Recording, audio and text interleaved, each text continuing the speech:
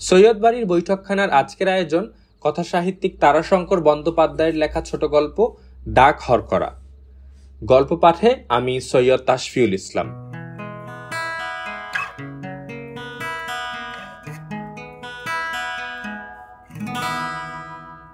Doctor ডাকে চলিয়াছে। শ্রাবণ মাসে কৃষ্ণপক্ষের রাত্রি, তাহার উপর আকাশে দুর্যোগ। মেঘাচ্ছন্ন আকাশে তারা নাই। সাধারণ অন্ধকারের মধ্যে থাকে যে স্বল্প স্বচ্ছতা, তাহাও নাই। ঘন মেঘের কালো ছায়ায় প্রগাঢ় নিবিড় অন্ধকারের মধ্যে পৃথিবী যেন হারাইয়া গিয়াছে। চারিপাশে শুধু অজস্র সঞ্চরমান জোনাকির দীপ্তি জলে আর নেবে, জলে আর নেবে। যেন অসীম অনন্ত গাঢ় মৃত্যু পরিব্যাপ্তির মাঝখানে ক্ষণস্থায়ী জীবন দীপ্তি জন্ম জন্মান্তরের মধ্য দিয়া বিকাশ পাইয়া পাইয়া চলিয়াছে। অকস্মাৎ রাস্তার একটা কাদা ভরা গর্তে গরুর গাড়িখানা পড়িয়া একটা ঝাঁকুনি খাইতেই ডাক্তারের চিন্তার ঘোর কাটিয়া গেল। চারিপাশে জল ভরা মাঠে ব্যাঙের চিৎকার, আশেপাশে বৃক্ষপল্লবের মধ্যে ঝিঁঝির ডাক। তাহারই সঙ্গে গরুর গাড়িখানার চাকার বিনাইয়া বিনাইয়া কানার সুরের মতো একটি সকরুণ দীর্ঘ শব্দ বেশ শোভনভাবেই মিশিয়া গিয়াছে। রাস্তার পাশের গাছগুলির পাতায় পাতায় জল পড়িতেছে টুপটাপ টুপটাপ। ডিস্ট্রিক্ট বোর্ডের পাকা রাস্তার নুড়ি পাথরের কঠিন বন্ধুরতার উপর দিয়া গাড়িখানা মন্থর গতিতে চলিয়াছে। ডাক্তার এক দৃষ্টে সম্মুখের অন্ধকারের দিকে চাহিয়াছিল। দূরে যেন একটা জোনাকি অনির্বাণ দীপ্তে চলিতেছে, অত্যন্ত দ্রুত গতিতে সেটা এই দিকেই আসিতেছে। ডাক্তার গারোয়ানকে জিজ্ঞাসা করিল, ওটা কি আলো অটল? বর্ষার রাতে অটল ঘুমে ঢুলিতেছিল।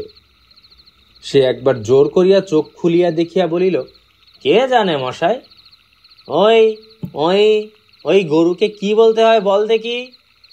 বলিয়া গরু দুইটিকে একবার তাড়না করিয়া আবার ঢুলিতে আরম্ভ করিল। হ্যাঁ, আলোই ওটা। ক্রমশ দীপ্তিটা উজ্জ্বলতর হইয়া উঠিতেছে, বিন্দুর আকার হইতে ক্রমশ আকারে বড় মনে হইতেছে। আলোটা দ্রুত বেগে এই দিকেই আসিতেছে। ডাক্তার উদ্বিগ্ন হইয়া উঠিল। এই দুর্যোগ মাথায় করিয়া কে এমন ছুটিতে ছুটিতে আসিতেছে? রোগীর বাড়ির লোক নয় তো? ঝুন ঝুন ঝুন মৃদু ঘণ্টার শব্দ ডাক্তারের কানে আসিল। ডাক্তার হাঁকিল, কে কে কে আসছে? উত্তর আসিল, ডাক, সরকার বাহাদুরের ডাক, ডাক হরকরা আমি। বলিতে বলিতে লোকটার নিকটে আসিয়া পড়িল।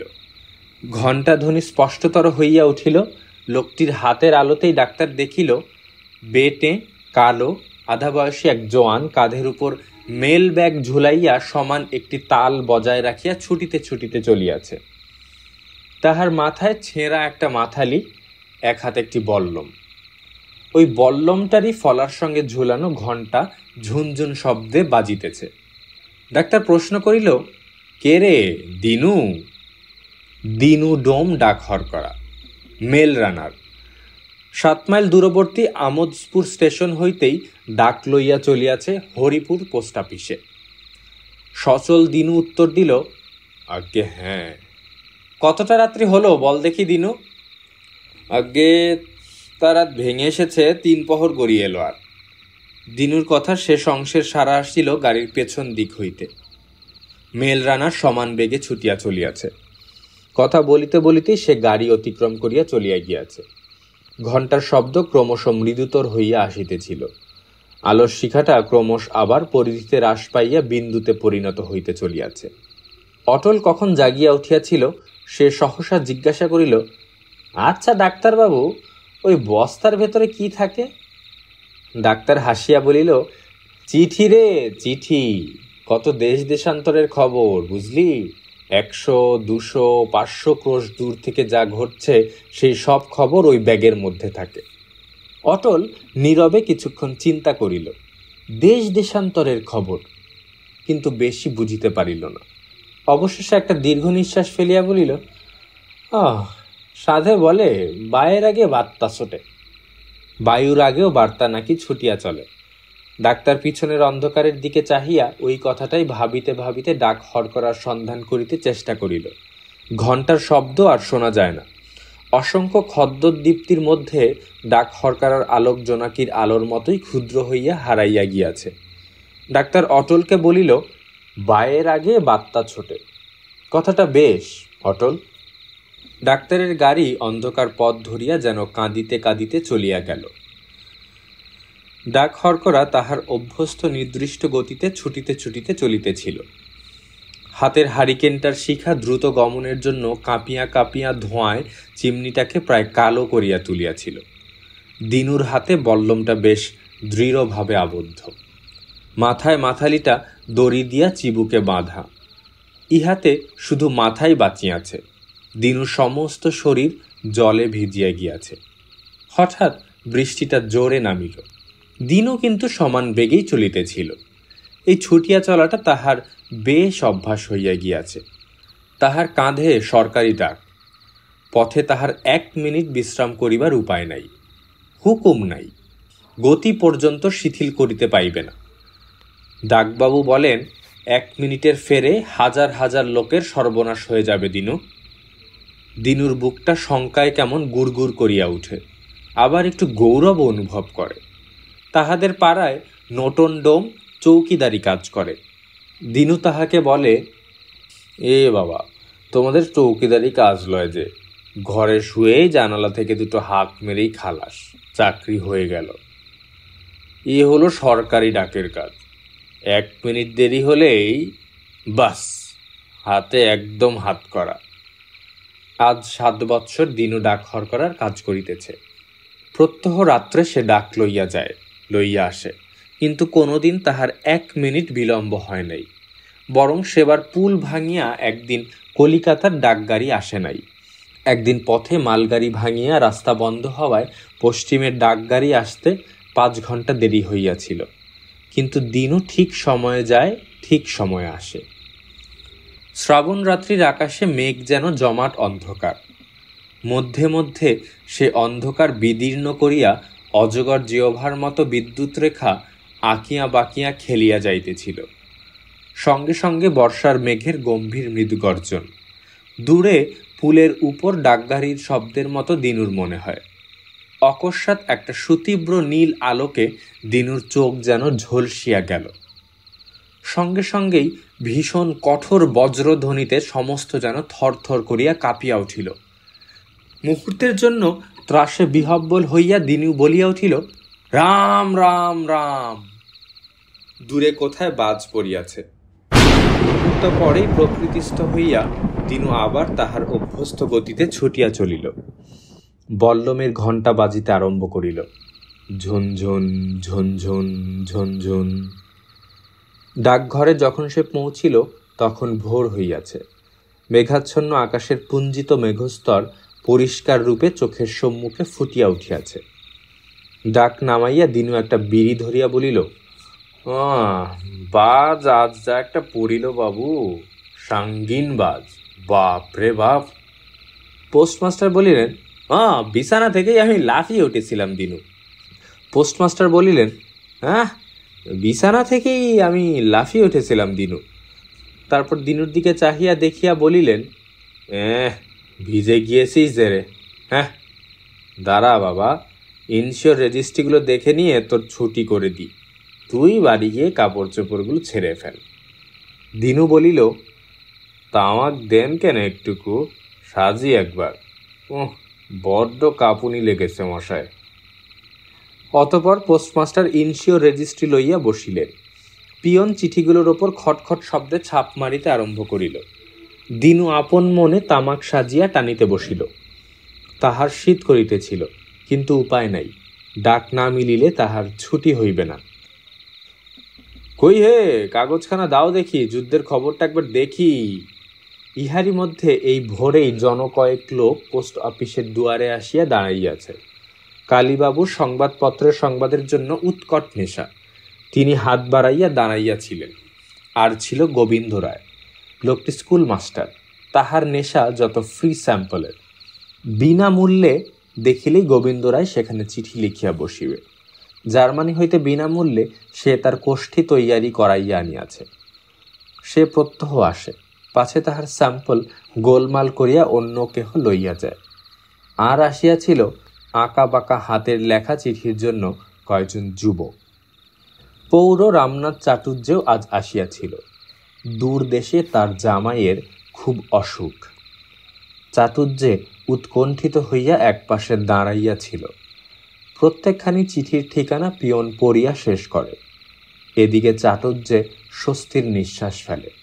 এ চিঠি তাহার নয়। ইনশিওর রেজিস্ট্রির কাজ শেষ হইয়া গেল। দিনুর এবার ছুটি। সে বাড়ি চলিল। হাতে তাহার খান্দুই রঙিন খাম, কাহার ছেঁড়া চিঠির ফেলিয়ে দেওয়া খাম। সে কয়খানা সে নাড়িয়া চাড়িয়া দেখিতে দেখিতে চলিয়াছিল। পোস্টমাস্টার বলিলেন, গরুটার ঘাস দিতে এত দেরি করিস কেন দিনু? একটু সকাল সকাল দিস। ডাকবাবুর গরুর জন্য ঘাস দিনুকে দিতে হয়। তাই আনবো বলিয়া দিনু চলিয়া গেল। পথে রামনাথ চাটুর্যের বাড়িতে তখন মেয়েদের বুক ফাটা কান্নার রব উঠিয়াছে। সে ধ্বনির মর্মচ্ছেদী বেদনা স্পর্শে এই প্রভাতেও শ্রাবণের আকাশ যেন কাঁদি কাঁদি করিতেছিল। দিনু চলিতে চলিতেই একবার আপন মনে বলিল, আহা। বাড়িতে আসিয়া 5 বছরের মেয়ে লক্ষ্মীর হাতে খাম দুইখানি দিয়া দিনু বলিল, কেমন খাম এনেছি দেখো নক্কি, কেমন ছবি, আবার কেমন সুবাস উঠছে দেখো, বেলাত থেকে এসেছে চিঠি। লক্ষ্মী খাম দুইখানি মুগ্ধ দৃষ্টিতে দেখিতে দেখিতে বলিল, চিঠি কি বাবা? কালি দিয়ে কাগজে সব নেকা থাকে মা। কি নেকা থাকে বাবা? এই তুমি কেমন আছো? আমি ভালো আছি। আর কি থাকে দিনুর মনে সেটা জোগাইল না। সে চুপ করিয়া রহিল। মেয়ে আবার প্রশ্ন করিল।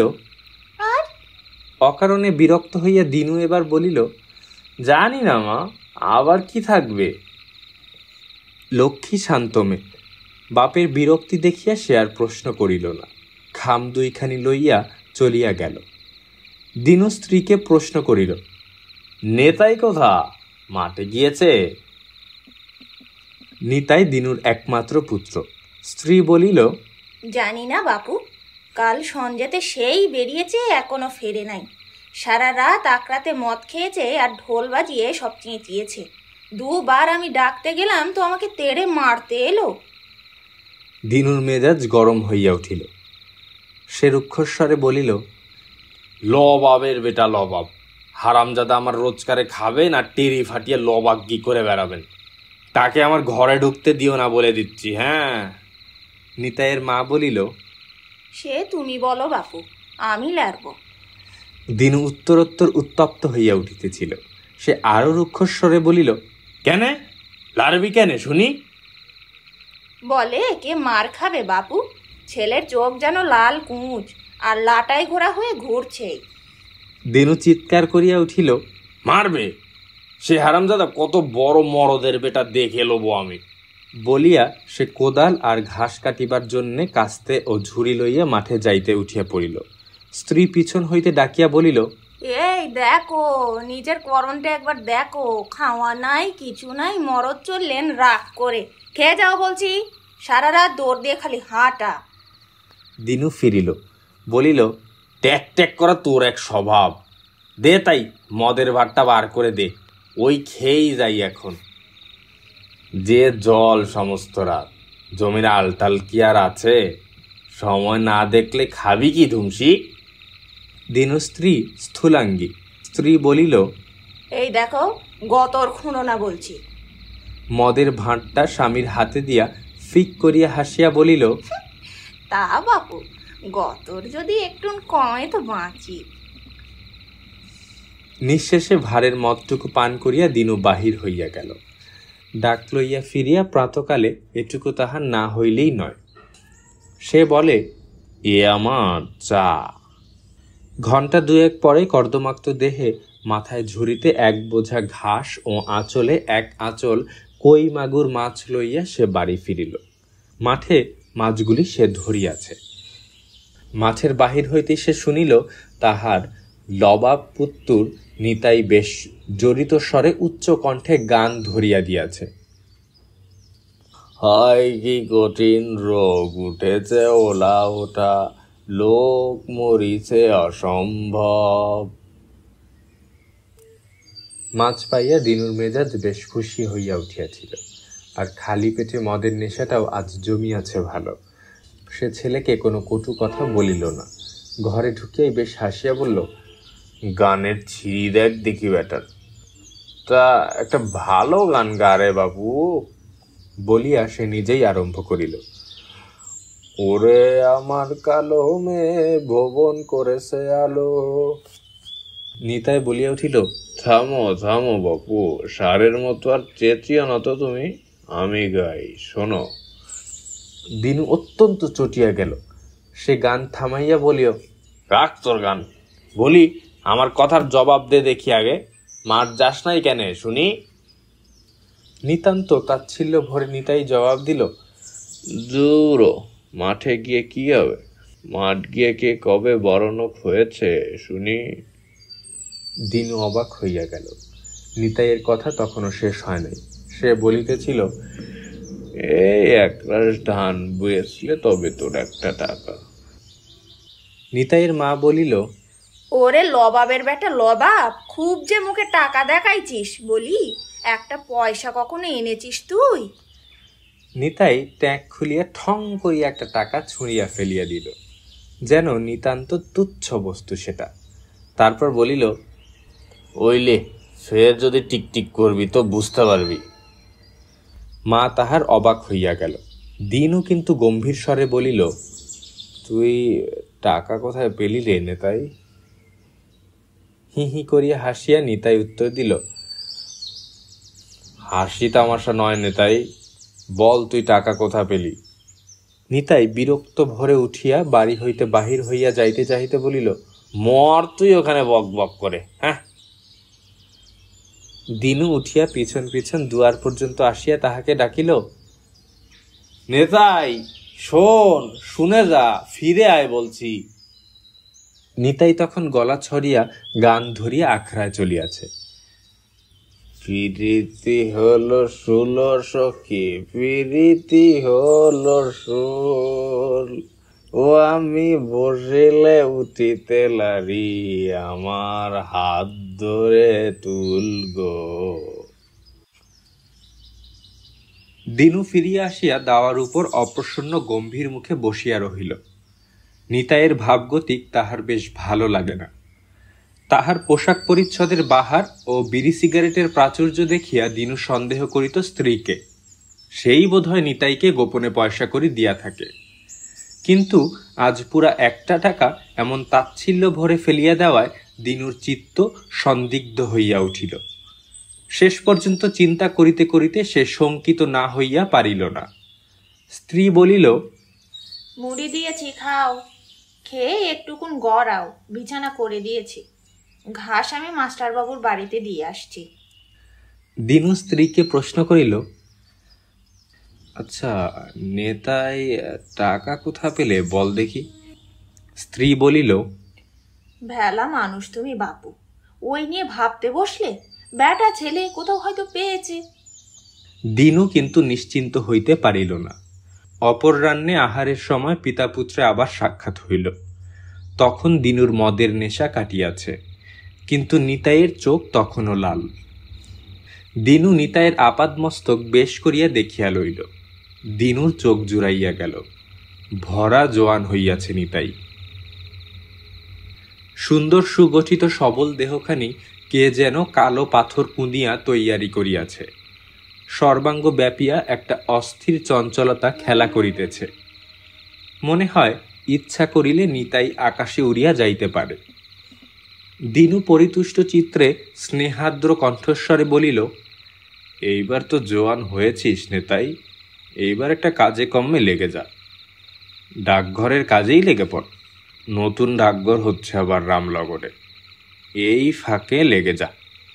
নিতাই বাপের মুখের দিকে চাহিয়া বলিল, ঢের লোক আছে তোর কাজ করবার, ও কাজ আমি লারবো? বাবা, সারা পথ ধুকুর ধুকুর করে ছোটা, ও কি মানুষ পারে? নিতাইয়ের মা বলিল, কেনে তোর বাবা পারে আর তুই পারবি না কেনে? তোর বাবা কি মানুষ লয় নাকি? নিতাই বাপের মুখের দিকে চাহিল। ও একটা আস্ত ভূত, লইলে? হ্যাঁ। দিনু আশ্চর্য হইয়া প্রশ্ন করিল, লইলে কি? যাও যাও, বকো না বেশি তুমি। বুদ্ধি থাকলে এতদিন বড় নোখ হয়ে যেতে তুমি কোন দিন। তার মানে? মানে আবার কি? বললাম তুমি ভেবে দেখো কেনে, বলিয়া নিতাই হাত মুখ ধুইয়া শীষ দিতে দিতে চলিয়া গেল। দিনু নির্বাক স্তম্ভিত হইয়া তাহার গমন পথের দিকে চাহিয়া রহিল। স্ত্রী বলিল, হতভাগা ওকে বললে বলো দেখি। দিনু সে কথার কোনো উত্তর দিল না। তাহার আর সময় ছিল না। সে বল্লম, পেটি, মাথালি ও লণ্ঠন লইয়া বাহির হইয়া গেল। ডাক যাইবার সময় হইয়াছে। ঝুনঝুন ঠুন ঠুন। ডাক হরকরা মৃদু তালে ছুটিতে ছুটিতে চলিয়াছে। এই গতি তাহাকে বরাবর সমানভাবে বজায় রাখিয়া চলিতে হইবে। পথে এক দণ্ড বিশ্রাম করিবার উপায় নাই, গতি শিথিল করিবার উপায় নাই। সামান্য বিলম্ব ঘটিলে কি হইবে দিনু তা কল্পনা করিতে পারে না, কিন্তু তাহার ভয় হয়। তাহার উপর পথে কোথাও ওভারশিয়ার হয়তো লুকাইয়া আছে, কোনো জঙ্গলের মধ্যে কিংবা কোন গাছের ডালে বসিয়া ডাক হরকরার গতিবিধি লক্ষ্য করিতেছে।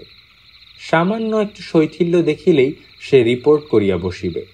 সঙ্গে সঙ্গে উপর হইতে জরিমানার হুকুম আসিয়া পড়িবে। দিনু একবার মাত্র জরিমানা দিয়াছে, গতি শৈথিল্যের জন্যও নয়। পথে সে বিশ্রামও করে নাই, তবুও তাহাকে জরিমানা দিতে হইয়াছে। তখন সে নূতন কাজে ভর্তি হইয়াছে, বয়সও তাহার তখন অল্প। ওভারশিয়ারকে সে ঠকাইয়াছিল। সেদিন যে পথে ওভারশিয়ার লুকাইয়া থাকিবে, এ সংবাদ হরিপুরের পিয়ন তাকে পূর্বেই জানাইয়া দিয়াছিল। দিনু, আজ সাবধান, পথে আজ থাকবে। কে থাকিবে সে কথা দিনু পিয়নের ভ্রূনৃত্য দেখিয়াই বুঝিয়া লইয়াছিল। পথে সে সতর্ক দৃষ্টি রাখিয়াই সেদিন আসিতেছিল। সেদিন চাঁদিনী রাত্রি, পৃথিবী যেন দুধে স্নান করিয়া উঠিয়াছে। সুন্দরীপুরের বুড়ো বটতলার অল্প দূরে আসিয়া দিনুর মনে হইল গাছের একটা ডাল যেন অল্প অল্প দুলিতেছে। তরুণ দিনুর তরল চিত্তে দুষ্টবুদ্ধি জাগিয়া উঠিল। সে পাকা রাস্তা ছাড়িয়া মাঠের পথে নামিয়া পড়িল। গাছটাকে পাশে খানিকটা দূরে ফেলিয়া স্থানটা সন্তর্পণে অতিক্রম করিয়া চলিয়া গেল। বল্লমের ঘণ্টাটা হাতের মুঠার মধ্যে চাপিয়া ধরিয়াছিল। ঘণ্টারও কোনো শব্দ হইল না। তারপর ও পাশে আবার পাকা রাস্তায় উঠিয়া স্টেশনে ছুটিল। সেদিন খুব একচোট হাসিয়া সে আপন মনেই বলিয়াছিল, থাক বাবাধন, পথের পানে তাকিয়ে গাছের উপর বসে। ওভারশিয়ার এদিকে গাছের উপর বসিয়া ঘন ঘন ঘড়ি দেখিতেছিল।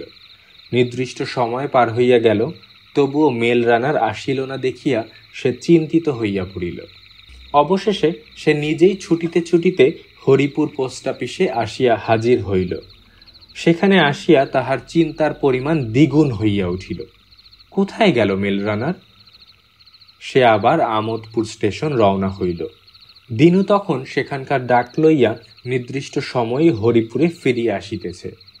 ওভারশিয়ার রিপোর্ট করিয়া বসিল। মিথ্যা বলিলে দিনুর জরিমানা হইত না, বরং ওভারশিয়ারেরই লাঞ্ছনা হইত। কিন্তু দিনু মিথ্যা বলিতে পারে নাই। পিয়ন তাহাকে বারবার বলিয়া দিয়েছিল, তুই বলবি আমি ঠিক গিয়াছি হুজুর, স্টেশনের টাইম দেখুন। আবার ঠিক সময়ে ফিরেছি, এখানকার টাইম দেখুন। ওভারশিয়ার বাবু হয়তো ঘুমিয়ে পড়েছিলেন। দিনু চিন্তিত মুখে উত্তর দিয়েছিল, তা আগে কি করে বলবো আমি। সুন্দরীপুরের বটতলার নিকট আসিয়া দিনুর প্রায়ই কথাটা মনে পড়ে। সে অল্প একটু হাসে। আরও কতবার এইখানে ওভারশিয়ারের সহিত তাহার দেখা হইয়াছে। জঙ্গলের মধ্যে হইতে এখনো কোনো কোনো দিন কণ্ঠস্বর শোনা যায়, ডাক হরকরা। দিনু উত্তরে প্রশ্ন করে, টাইম ঠিক আছে বাবু? জঙ্গলের ভিতর হইতেই উত্তর আসে, অথবা হাসিতে হাসিতে ওভারশিয়ার রাস্তার উপর আসিয়া বলে, ঠিক আছে রে, তোর কিন্তু একদিনও দেরি হলো না দিনু। ডাক হরকরা কিন্তু দাঁড়ায় না। ওভারশিয়ারের এ ছলটুকুও সে জানে। সে তাহাকে অতিক্রম করিয়া চলিয়াই যায়। তাহার বর্ষার ফলায় বাঁধা ঘণ্টা ঝুনঝুন শব্দে বাজিতেই থাকে। ঝুনঝুন ঝুনঝুন। আজও দিনও নিয়মিত গতিতেই ছুটিয়া চলিয়াছিল। ওভারশিয়ারের কথা মনে পড়ায় নিতাইয়ের চিন্তা ভুলিয়া সে প্রফুল্ল হইয়া উঠিয়াছে। শ্রাবণের অন্ধকার রাত্রি, আজও আকাশে মেঘ জমিয়াছে। তারকা দীপ্তিহীন মেঘলা আকাশ যেন অন্ধকারের মধ্যে মাটির বুকে নামিয়া আসিয়াছে। দিনুর হাতের আলোটা ধোঁয়ার কালিতে অন্ধ চক্ষুর মতো জ্যোতিহীন পাণ্ডুর। অন্ধকার বটবৃক্ষের তলদেশ হইতে একটি মানুষ আসিয়া পথের উপর দাঁড়াইল। দিনু প্রশ্ন করিল, উপর স্যার বাবু? উত্তরে লাঠির আঘাতে তাহার লণ্ঠনটা চুরমার হইয়া গেল। ডাকাত, ডাক লুটিতে আসিয়াছে। মুহূর্তেই দিনু ক্ষিপ্র গতিতে সরিয়া দাঁড়াইয়া হাতের বল্লমটা উঁচু করিয়া ধরিল, বলিল, খবরদার, সরকারের ডাক। এই দেখ, বস্তাটা দাও বলছি। দিনুর হাতের বল্লমটা থরথর করিয়া কাঁপিয়া উঠিল। সে বিকৃত কণ্ঠস্বরে বলিয়া উঠিল, কে? নেতাই। নিতাই ধাঁ করিয়া দিনুর কম্পিত হস্ত হইতে বল্লমটা কাড়িয়া লইল। পরমুহূর্তে সে শিকারী পশুর মতো মেল ব্যাগের ওপর লাফাইয়া পড়িল। দিনু পড়িয়া গেল, মাথার মাথালিটা গড়াইয়া চলিয়া গেল। কিন্তু তবুও দিনু সবলে মেল ব্যাগ নিজের বুকের মধ্যে আঁকড়াইয়া ধরিয়া বলিল, সর্বনাশ হবে নেতাই, ফাঁসি হয়ে যাবে। নিতাই ক্ষুধার্ত পশুর মতো ব্যাগটা ধরিয়া টানিতেছিল। টানিতে টানিতেই হিংস্রভাবে সে বলিল, তখন বললে না কেন? বলে রেখে দিলাম এমন করে, দাও বলছি, রাতারাতি দেশ ছেড়ে পালাবো, চলো। দিনু এবার উচ্চ কণ্ঠে চিৎকার করিয়া উঠিল, ডাকাত, ডাকাত। নিতাই বিপুল হিংস্রতায় ক্ষিপ্ত হইয়া উঠিল। সহসা একটা আলোকরশ্মির আভাসে গাঢ় অন্ধকার ঈষৎ চকিত হইয়া উঠিল। চমকিয়া উঠিয়া নিতাই সেই দিকে ফিরিয়া চাহিয়া দেখিল, একটা ক্ষুদ্র কিন্তু উজ্জ্বল আলো দ্রুত অগ্রসর হইয়া আসিতেছে। ক্রমশ আলোর প্রভায় স্থানটা প্রদীপ্ততর হইয়া উঠিতেছে। সে এবার শেষ চেষ্টা করিল। হাতের লাঠিটা কুড়াইয়া লইয়া সজোরে দিনুর মাথায় বসাইয়া দিল। মুহূর্তেই ফিনকি দিয়া কালো একটা তরল ধারা ছুটিয়া বাহির হইয়া দিনুর মুখখানাকে বিভৎস করিয়া তুলিল। দিনু কাতর স্বরে চিৎকার করিয়া উঠিল, বাবা গো! আলোটা অতি নিকটে আসিয়া পড়িয়াছিল। নিতাই ব্যস্তভাবে আর একবার ব্যাগটা ধরিয়া আকর্ষণ করিল, কিন্তু দিনুর জ্ঞান তখনও লুপ্ত হয় নাই। অগত্যা নিতাই ব্যাগটা ছাড়িয়া দিয়া ছুটিয়া অন্ধকারের মধ্যে মিশিয়া গেল। আলোটা একটা বাইসাইকেলের আলো। আরোহী পথিক রক্তাক্ত দিনুকে দেখিয়া ভয়ে চিৎকার করিতে আরম্ভ করিল। অন্ধকার দুর্যোগের মধ্যেও মানুষের প্রয়োজনের শেষ নাই। পথে পথিকের পথ চলার বিরাম নাই। কিছুক্ষণ পরেই দূরে মানুষের সাড়া আসিল। কে যেন সাড়া দিল। দিনুর জ্ঞান হইলে সে দেখিল, প্রকাণ্ড একটা পাকা ঘরে একখানা লোহার খাটের উপর সে শুইয়া আছে। মাথায় ভয়ানক যন্ত্রণা। কপালে হাত দিয়া অনুভব করিল কাপড় দিয়া মাথাটা তাহার বাঁধিয়া দিয়াছে। তাহার খাটের পাশেও সারি সারি লোহার খাটে আরও কত লোক শুইয়া আছে। দিনু বুঝিল এটা হাসপাতাল। সে পূর্বে কয়বার শহরে আসিয়া হাসপাতাল দেখিয়া গিয়াছে। ধীরে ধীরে দিনুর সব মনে পড়িতে লাগিল। কিছুক্ষণ পরই পোস্ট অফিসের সুপারিনটেন্ডেন্ট সাহেব আসিয়া প্রসন্ন হাসি হাসিয়া বলিলেন, এই যে জ্ঞান হয়েছে তোমার।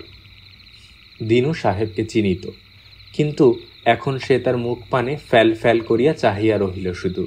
সাহেব বলিলেন, খুব বাহাদুর তুমি, সরকার তোমার উপর খুশি হয়েছেন। তুমি যে নিজের মাথা দিয়েও সরকারের ডাক বাঁচিয়েছ, এজন্য তুমি রিওয়ার্ড মানে পুরস্কার পাবে। দিনু তবুও নির্বাক। সাহেব তাহার গায়ে হাত বুলাইয়া বলিলেন, কতজন ছিল তারা? কাউকে তুমি চিনিতে পেরেছ? দিনু এবার ঝরঝর করিয়া কাঁদিয়া ফেলিল। সাহেব নিজে পাখাটা লইয়া বাতাস দিয়া বলিলেন, ভয় কি? কাঁদছ কেন? কোনো ভয় নেই, শিগগির ভালো হয়ে যাবে তুমি। ডাক্তার বলেছেন কোনো ভয় নেই তোমার। তিনি নিজে রুমাল দিয়ে তাহার চোখ মুছাইয়া দিলেন। তারপর বলিলেন, আচ্ছা, সুস্থ হয়ে ওঠো তুমি, আমি আবার আসব, রোজ এসে তোমায় দেখে যাব। ও বেলায় ফল পাঠিয়ে দেব আমি। দিনু অকস্মাৎ যেন বলিয়া উঠিল, হুজুর, কিছু বলবে আমায়? কি বলবে বলো? দিনু অতি কষ্টে বলিল, হুজুর, আমার ছেলে। তোমার ছেলে? তোমার ছেলেকে তুমি দেখতে চাও? দিনু নিঃশ্বাস ফেলিয়া বাঁচিল, কহিল, হ্যাঁ হুজুর। আচ্ছা। সাহেব চলিয়া গেলেন। তাহার পর আসিল পুলিশ। পুলিশের বড় সাহেব নিজে আসিয়া তাহাকে প্রশ্ন করিতে আরম্ভ করিলেন। তিনি কিন্তু ডাক সাহেবের মতো এত সহজে দিনুকে নিষ্কৃতি দিলেন না। তিনি বারবার তাহাকে প্রশ্ন করিলেন, কাউকে তুমি চিনতে পারোনি? দিনু উত্তর দিল, অন্ধকার হুজুর। কতজন ছিল তারা?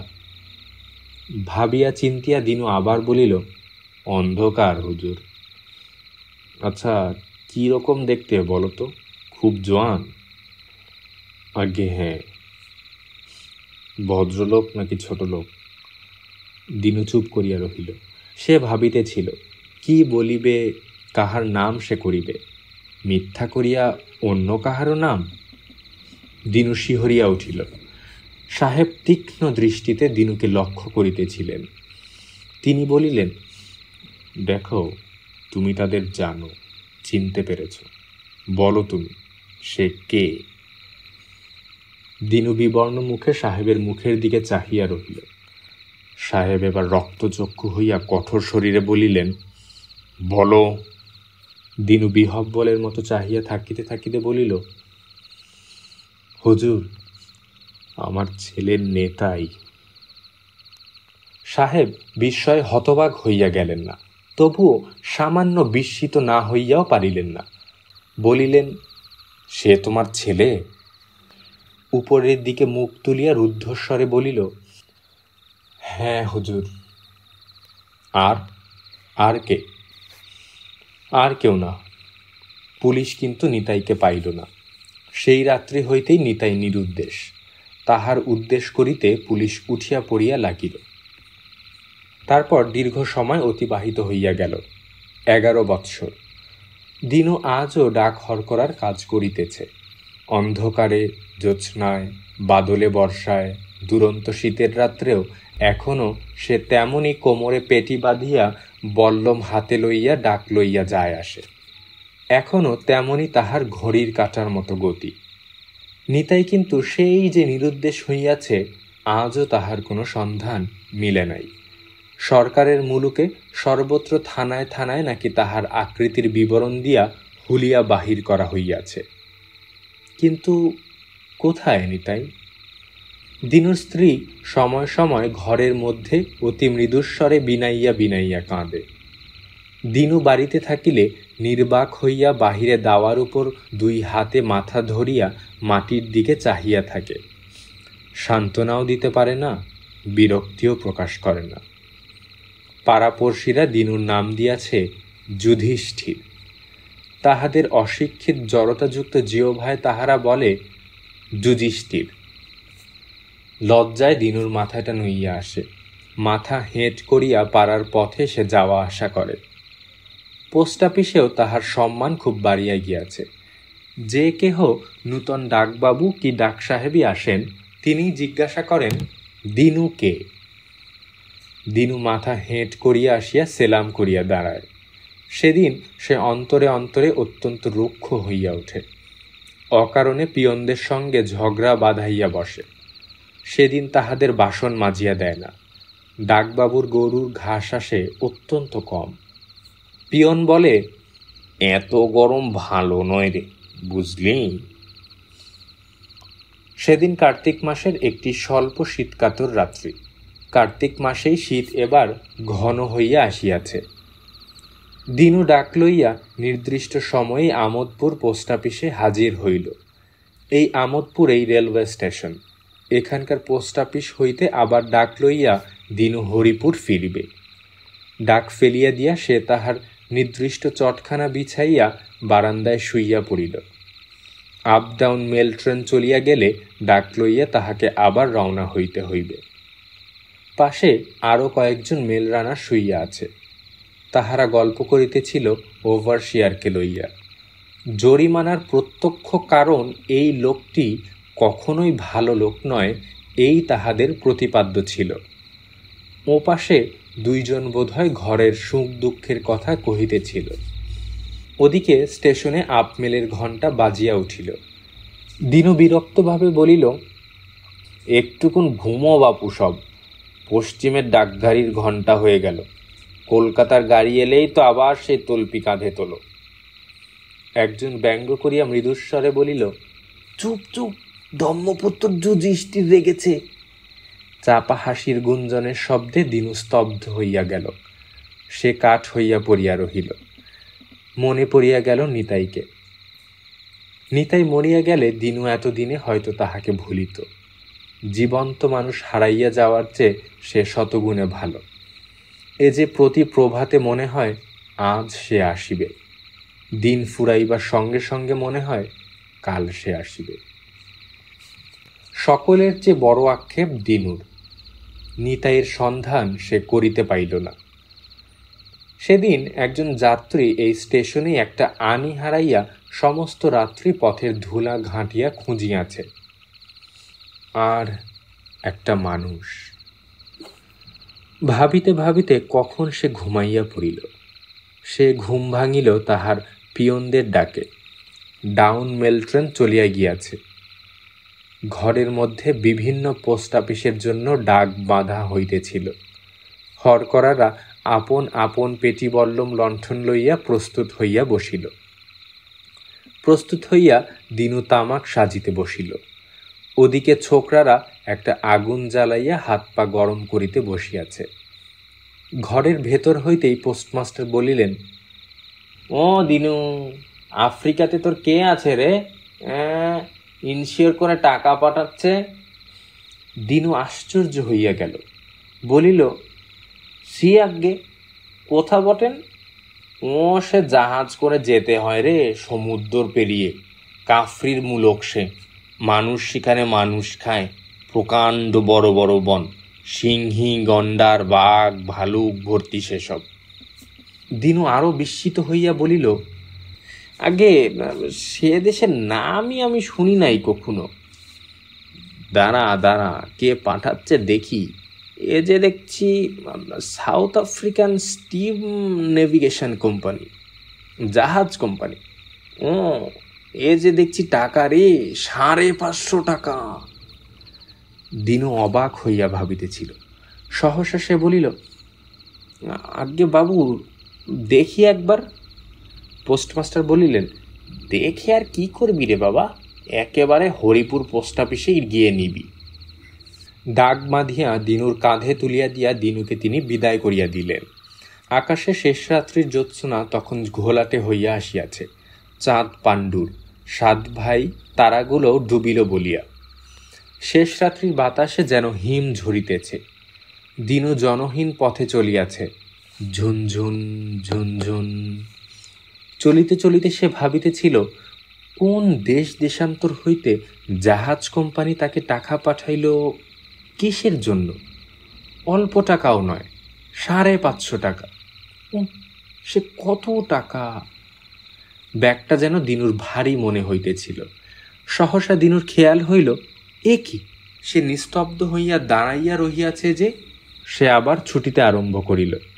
চলিতে চলিতে সে পথের কোনখানে কতদূর আসিল বুঝিতে পারিল না, কিন্তু মন তাহার দেশ দেশান্তরের এক অজ্ঞাত রাজ্যে চলিয়া গেল। কে সে কোম্পানি? কিসের জন্য তাহাকে এত টাকা পাঠাইয়াছে সে? সে যেন দেখিতেছিল বিশাল অন্ধকার অরণ্য, বাঘসিংহ ভালুক সেখানে ঘুরিয়া বেড়াইতেছে, কিন্তু তাহার মধ্যে কোম্পানি কই? দিনু তাহার পিছনটা দেখিতেছে। সে যেন পিছন ফিরিয়া বসিয়াছে। সহসা তাহার মনে হইল, ওই কোম্পানি তাহার নিতাই নয় তো। নিতাই হয়তো দেশান্তরে পলাইয়া গিয়া অগাধ ঐশ্বর্য লাভ করিয়াছে। পাকা বাড়ি, গাড়ি ঘোড়া, চাকর। কল্পনার গভীর অরণ্যে মুহূর্তেই গড়িয়া ওঠে বাবুদের চুনকাম করা পাকা বাড়ির মতো বাড়ি। দিনুর সর্বশরীর থরথর করিয়া কাঁপিয়া উঠিল। হিমশীতল রাত্রির শীত জর্জর সেই শেষ প্রহরেও সে ঘরমাক্ত হইয়া উঠিল। কাঁধের কাগজের বস্তা যেন সোনায় বোঝাই বস্তার মতো গুরুভার হইয়া উঠিয়াছে। একটি পরম উত্তেজিত মুহূর্তে কাঁধ হইতে ব্যাগটা ধপ করিয়া মাটির উপর ফেলিয়া সে এক অদ্ভুত ভঙ্গিতে তাহার পাশে দাঁড়াইল। চোখ দুইটা যেন জ্বলিতেছে। বুকের মধ্যে উৎকণ্ঠার পরিমাণ হয় না। হৃৎপিণ্ডটা শরবিদ্ধ পশুর মতো যেন ছটফট করিতেছে। দিনুর ইচ্ছা হইল এই মুহূর্তেই এইখানেই ব্যাগটা টুকরা টুকরা করিয়া ছিঁড়িয়া চিঠিখানা বাহির করিয়া লয়। পর মুহূর্তেই সে আবার ব্যাগটা ঘাড়ে তুলিয়া ছুটিতে আরম্ভ করিল। প্রাণপণে ছুটিল। এ কি, পাখিরা কলকল করিয়া ডাকিয়া উঠিল যে? ভোর কি হইয়া গেল নাকি? কই আকাশে ভুলকো তারা কই? কিন্তু দিনুর যে এখনো অনেক পথ বাকি। এই তো 16 মাইলের পাথর সে পার হইল, এখনো যে 3 মাইল তাহাকে যাইতে হইবে। দিনু যখন হরিপুর পোস্ট অফিসে পৌঁছিল তখন বেলা 7:30। প্রায় 2.5 ঘন্টা দেরি হইয়া গিয়াছে।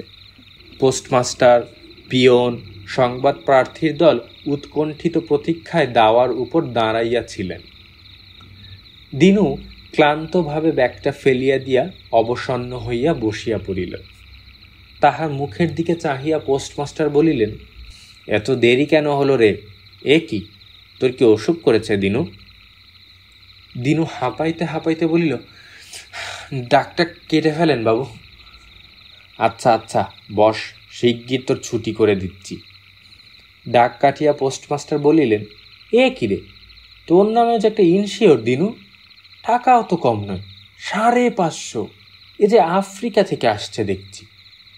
দিনু কথা কহিতে পারিল না, শুধু হাত পাতিয়া দাঁড়াইল। হাতটা তাহার থরথর করিয়া কাঁপিতেছিল। পোস্টমাস্টার হাসিয়া বলিলেন, দাঁড়া একটু জমা করে নি। পিয়ন বলিলেন, আমাদের কিন্তু 5 টাকা করে দিতে হবে, মিষ্টি খাবো। দিনু নির্বাক। জমা করিয়া লইয়া পোস্টমাস্টার বলিলেন, এইখানে একটা টিপ ছাপ দে তো দিনু। হ্যাঁ এইখানে, এই নে।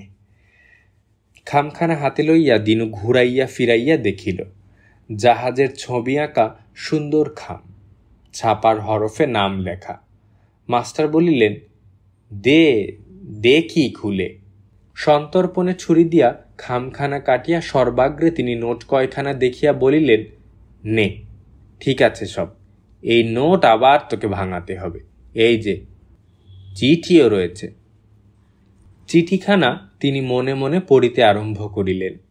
ওদিকে পিয়ন ডাক বিলি করিতেছিল। পরম কল্যাণিয়া জগত্তারিণী দাসী, কুড়িগ্রাম, রামলাল বন্দ্যোপাধ্যায়। এই যে ভারত মশাই চিঠি। এটা আবার হিন্দি। কি? ডাংখানা হরিপুর, সুখন চৌবে। দিনু বলিল, বাবু। বাবু ভাবিতেছিলেন কি বলিবেন। নিতাইয়ের সংবাদ। নিতাই সেখানে জাহাজের খালাসির কাজ করিত। সে মারা গিয়াছে। কোম্পানি তাহার অন্তিম নির্দেশ মতো তাহার সঞ্চিত অর্থ দিনুকে পাঠাইয়াছে। দিনু আবার প্রশ্ন করিল, বাবু কি লিখেছে ভালো বুঝতে পারছি না রে। আচ্ছা নিতাই কে? নিতাই তো তোর সেই ছেলে না? হ্যাঁ হ্যাঁ, কেমন আছে সে? কোথায় আছে? পোস্টমাস্টার নীরবে মাথা নত করিয়া রহিলেন। অনেকক্ষণ তাহার মুখের দিকে চাহিয়া থাকিয়া একটা গভীর দীর্ঘ নিঃশ্বাস ফেলিয়া দিনু বলিল, নেতাই নেই। পোস্টমাস্টার নীরব হইয়াই রহিলেন। দিনুও মাটির দিকে চাহিয়া বসিয়া রহিল। চোখ দিয়া তাহার মধ্যে মধ্যে ফোঁটা ফোঁটা জল মাটির বুকে ঝরিয়া পড়িয়া ধীরে ধীরে শুকাইয়া যাইতেছিল। কত কথা এলোমেলো ভাবে তাহার শোকাতুর মনে জাগিয়া উঠিতেছিল। সবই নিতাইয়ের কথা। পোস্টমাস্টার অপরাধীর মতো বলিলেন, আনন্দ করে চিঠিটা খুললাম দিনু, কিন্তু শেষে আমি তোকে এই খবরটা দিলাম। দিনু চমকাইয়া উঠিল। তাহার মনে পড়িল সে নিজেই তো চিঠিখানা আনিয়াছে। থাকিতে থাকিতে অকস্মাৎ তাহার মনে হইল এমন সংবাদ এই দীর্ঘকাল ধরিয়া নিত্য নিত্য কত সে বহিয়া আনিয়াছে, কত কত কত সংখ্যা হয় না।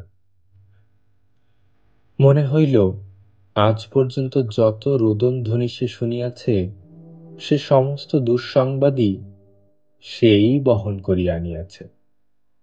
চোখের জল মুছিয়া সে ধীরে ধীরে উঠিয়া দাঁড়াইয়া বলিল, আমি আর কাজ করব না বাবু।